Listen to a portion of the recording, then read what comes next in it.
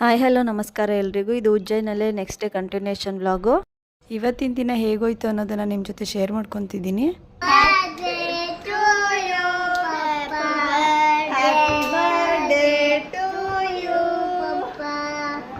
Next day ಬೆಳಿಗ್ಗೆ ಬೇಗ ಎದ್ದು ಎಲ್ಲರೂ ಕೂಡ ಫ್ರೆಶ್ ಅಪ್ ಆಗಿ ಮತ್ತೆ ಮಹಾಕಾಳೇಶ್ವರನ ದರ್ಶನಕ್ಕೆ ಅಂತ ಹೋಗ್ತಿದ್ದೀವಿ.